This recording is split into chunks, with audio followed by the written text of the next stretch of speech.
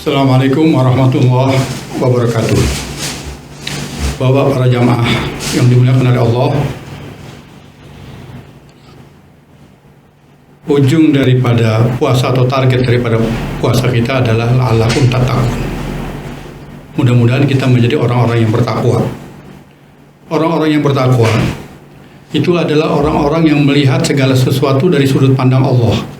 Orang-orang yang melihat segala sesuatu dari sudut pandang Islam. Orang yang melihat segala sesuatu itu dari sudut pandang akhirat. Sebab kalau kita melihat dari sudut pandang akhirat, itu akan berbeda kalau kita melihatnya dari sudut pandang dunia. Apa yang kita anggap enak di dunia, belum tentu enak kalau kita melihatnya dari sudut pandang akhirat. Kalau kita jalan, ketemu perapatan lampu merah, kita melihat ada seseorang yang tidak pakai baju, sakit-sakitan, tidak punya keluarga, tidak ada pekerjaan, hujan kehujanan, panas kepanasan. Kita dengan mengendarai kendaraan mobil kita buka kaca kita begitu melihat dia, kita katakan kasihan orang itu. Tapi kalau kita melihatnya dari sudut pandang akhirat, bisa jadi orang-orang yang seperti itu melihat kita kasihan. Karena begitu besarnya tanggung jawab yang harus kita pertanggungjawabkan di hadapan Allah terhadap nikmat yang telah Allah berikan kepada kita. Allah sangat banyak sekali memberikan nikmat kepada kita. Maka target puasa juga adalah agar kita bersyukur. Misalnya letak hidung kita di tempat yang sekarang ini, itu yang telah dipilihkan oleh Allah, itu adalah tempat yang ideal, tempat yang terbaik. Seandainya kita disuruh cari sendiri oleh Allah di mana pasnya letak hidung kita ini, kita pasti nggak ketemu. Dan ini merupakan satu nikmat yang perlu kita syukuri. Belum lagi kita bisa narik napas, mengeluarkan napas itu dengan tanpa stop kontak, ya, secara otomatis. Begitupun oksigen yang kita hisap gratis dari Allah. Kalau kita mau tahu harganya napas kita ke rumah sakit, satu tabung itu berapa harganya? Ya, itu untuk beberapa kali tarikan nafas kita. Kalau seandainya oksigen yang kita hisap itu disuruh bayar, habis waktu kita, ya, untuk bekerja siang malam untuk membayar tarikan nafas kita, dan itu pun tidak terbayar. Maka di antara target puasa kita adalah la'allakum tashkurun. Mudah-mudahan kita termasuk orang-orang yang bersyukur.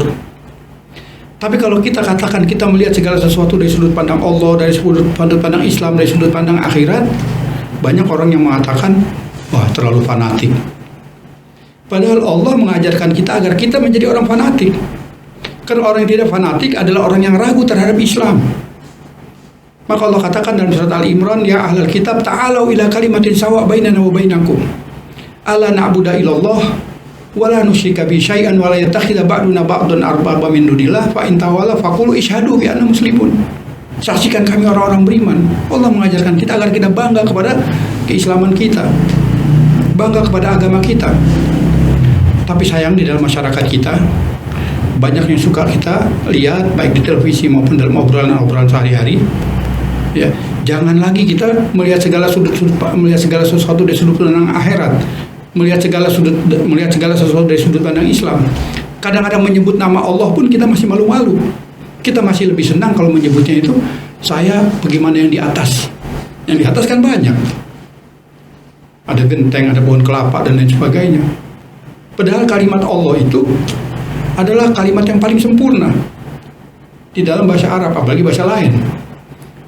Ya, karena kalimat apapun, ya, dan Allah menamakan dirinya dengan kalimat itu, dengan kalimat yang terdiri dari beberapa huruf alif lam lam ha yang kita baca Allah, dan Allah menamakan dirinya dengan itu.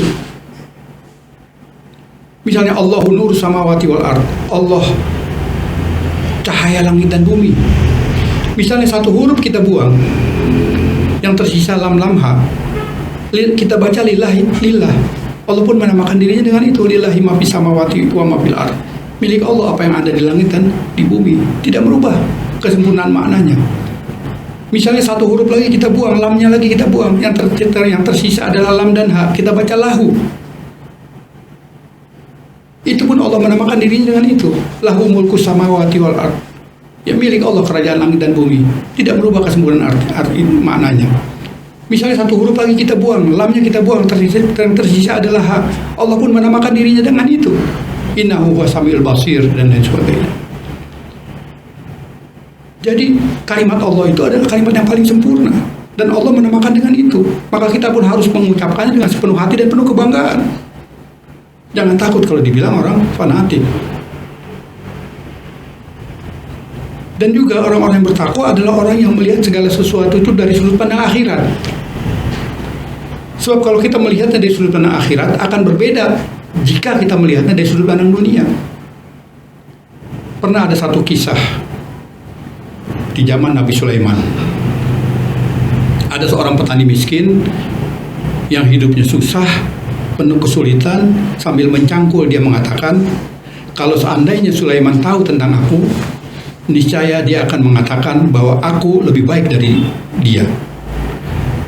Apa yang dikatakan oleh petani itu disampaikan oleh Allah melalui Jibril kepada Nabi Sulaiman. Lalu dicari, nah, si petani miskin yang hidupnya susah tadi itu. Setelah ketemu ditanya, wahai petani, apakah engkau orang yang merasa lebih baik dari aku? Si petani mengatakan, betul wahai Sulaiman. Di mana letak lebih baiknya engkau? Si petani tadi mengatakan, setiap hari engkau bergelimang dengan kesenangan-kesenangan hidup. Sedangkan aku setiap hari bergelimang dengan kesulitan-kesulitan hidup. Dengan bergantinya hari, kesenangan yang kau nikmati hilang. Sedangkan aku dengan bergantinya hari, kesulitan-kesulitan hidupku pada hari itu hilang. Lebih baik mana? Orang yang kehilangan kesenangan hidupnya atau orang yang kehilangan kesulitan hidupnya? Lalu kata Nabi Sulaiman, benar engkau lebih baik wahai petani dari aku. Bahwa orang yang kehilangan kesulitan hidupnya lebih baik daripada orang yang kehilangan kesenangan hidupnya. Kemudian yang kedua, kata si petani, nanti pada saat mau mati, engkau akan meninggalkan seluruh kesenangan-kesenangan hidupmu. Dan aku pada saat mau mati nanti, aku akan meninggalkan seluruh kesulitan-kesulitan hidupku. Lebih susah mana matinya nanti? Apakah orang yang akan meninggalkan kesenangan hidupnya atau orang yang akan meninggalkan kesulitan hidupnya? Lalu kata Nabi Sulaiman, benar engkau petani, bahwa orang yang akan meninggalkan kesenangan hidupnya, dia akan lebih sulit dibandingkan orang yang akan meninggalkan kesulitan hidupnya. Kemudian yang ketiga, kata si petani, wahai Sulaiman, engkau dengan kesenangan-kesenangan yang Allah berikan kepada engkau akan dimintakan pertanggungan jawab. Sedangkan aku dengan kesulitan-kesulitan yang Allah berikan akan diberikan pahala. Lebih baik mana? Orang yang dimintakan pertanggungan jawab atau orang yang diberikan pahala? Lalu kata Nabi Sulaiman, benar engkau petani, bahwa orang yang diberikan pahala lebih baik daripada orang yang dimintakan pertanggungan jawab. Nah, inilah merupakan satu dialog yang kalau kita melihat dari sudut pandang akhirat, dia akan berbeda. Maka dalam Al-Quran banyak sekali Allah menggandengkan iman kepada Allah, iman kepada hari akhir. Wa minan nasi may yaqulu amanna billahi wal yawmil akhir wa ma hum bimumin. Banyak orang yang mengaku beriman kepada Allah dan hari akhir, tapi Allah katakan wa ma hum bimumin, dia tidak beriman. Kenapa? Karena ukuran imannya may yaqulu amanah, kalau dia sudah ngaku beriman. Padahal iman bukan sekedar pengakuan, tapi betul-betul keyakinan dalam hati dan bukti di dalam amal perbuatan. Jadi orang-orang yang bertakwa adalah orang-orang yang juga melihat dari sudut pandang akhirat. Nah, Bapak para jamaah yang dimuliakan oleh Allah, di akhir Ramadan atau di dalam bulan Ramadan Allah menurunkan Al-Quran. Allah menurunkan Al-Quran ini 2 kali. Yang pertama Allah turunkan sekaligus 30 juz sekaligus. Allah katakan inna anzalnahu fi lailatul qadar. Allah menurunkan Al-Quran itu pada malam Lailatul Qadar. Sekaligus dari Lauhil Mahfuz ke langit dunia. Dari langit dunia ke Rasulullah itu Allah turunkan melalui Jibril secara berangsur. Dimulai dari surat Iqra 1 sampai 5, kemudian Al-Mudassir, Al-Muzammil, Al-Qalam dan seterusnya sampai akhirnya ayat al-yauma akmaltu lakum di dalam Haji Wada. Jadi secara berangsur selama 23 tahun. Nah, di dalam surat Al-Qadar tadi, Allah katakan inna anzalnahu fi lailatul qadar. Bahwa Allah menurunkan Al-Quran ini pada malam Lailatul Qadar. Kapan malam Lailatul Qadar itu? Rasulullah memberikan isyarat, carilah Lailatul Qadar itu di malam ke-27. Dan memang kalau kita lihat kalimat di dalam surat Al-Qadar itu, inna anzalnahu fi lailatul qadar, Lailatul Qadar itu terdiri dari 9 huruf dan Allah ulang sebanyak 3 kali. Ya, kalau kita kalikan ya 27 juga.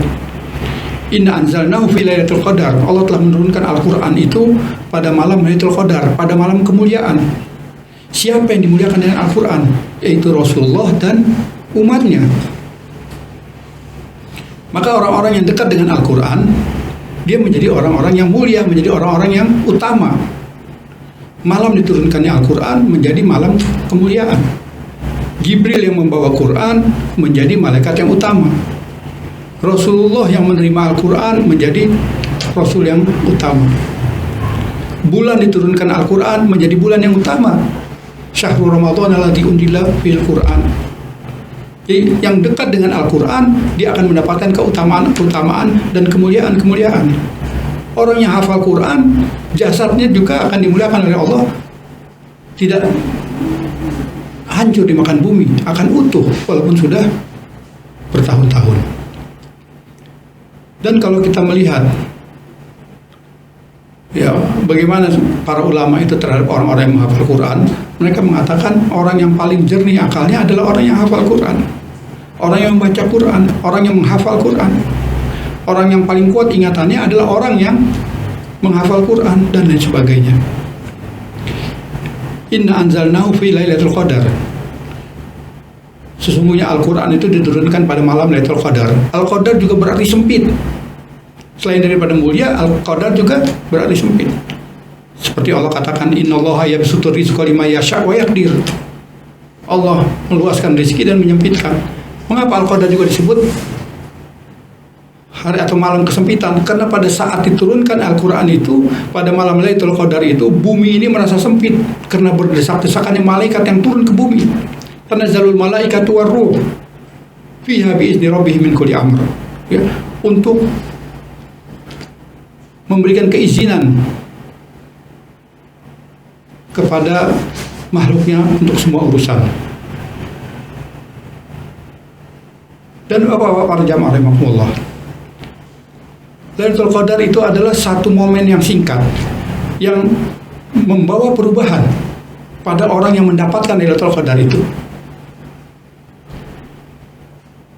Maka Ibnu Mas'ud, sahabat Rasulullah radhiyallahu anhu, mengatakan, kalau engkau tidak mendapatkannya di dalam bulan Ramadan, Lailatul Qadar, carilah di dalam bulan-bulan yang lain. Selama 1 tahun itu engkau pasti akan mendapatkannya. Yaitu momen yang singkat yang bisa membawa perubahan. Seperti sahabat Rasulullah, namanya seperti sahabat Rasulullah yang namanya Zaid bin Sabit. Rasulullah itu tidak punya ahli yang bisa berkomunikasi surat menyurat dengan orang-orang Yahudi dengan menggunakan bahasa Ibrani. Kemudian Rasulullah mendoakan Zaid bin Sabit, mudah-mudahan engkau mendapatkan Lailatul Qadar. Maka tidak lama setelah itu Zaid mahir dengan bahasa Ibrani. Sebagian ulama mengatakan dikenakan doa Rasulullah, tapi sebagian mengatakan bahwa karena dia mendapatkan Lailatul Qadar. Jadi dalam waktu yang singkat sudah mahir dengan menggunakan bahasa Ibrani.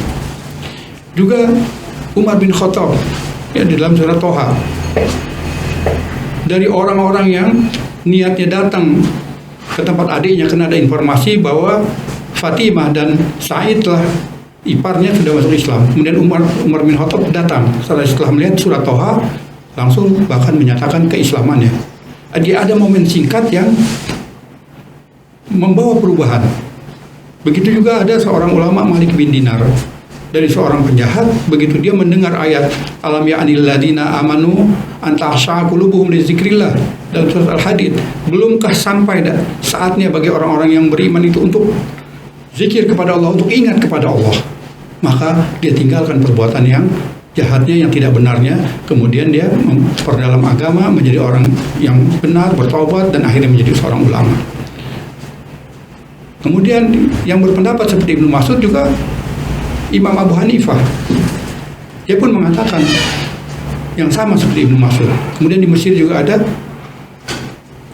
seorang ulama, Ali Tantawi. Itu pun mengatakan hal yang sama, bahwa kalau engkau tidak mendapatkan pada malam 27, maka carilah di malam-malam yang lain selama 1 tahun. Pasti kau akan mendapatkannya.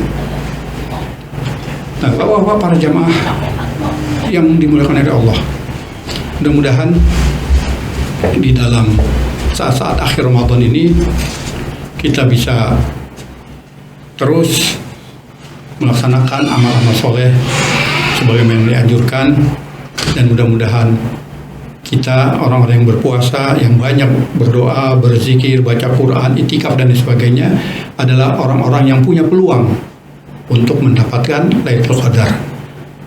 Tapi memang tidak semua orang yang itikaf mendapatkan Lailatul Qadar. Maka kalau kita tidak mendapatkan, carilah di malam-malam yang lain dengan terus beribadah, mendekatkan diri kepada Allah. Sebab Ramadan ini adalah latihan, Allah melatih kita. Ya. Maka setelah selesai latihan, prakteknya ada di 11 bulan ke depan. Kalau itu kita lakukan, insya Allah, sebagaimana Ibnu Mas'ud mengatakan, kita akan dan pasti mendapatkan Lailatul Qadar. Demikianlah bapak-bapak para jamaah rahimakumullah. Lebih dan kurangnya saya mohon maaf. Assalamualaikum warahmatullahi wabarakatuh.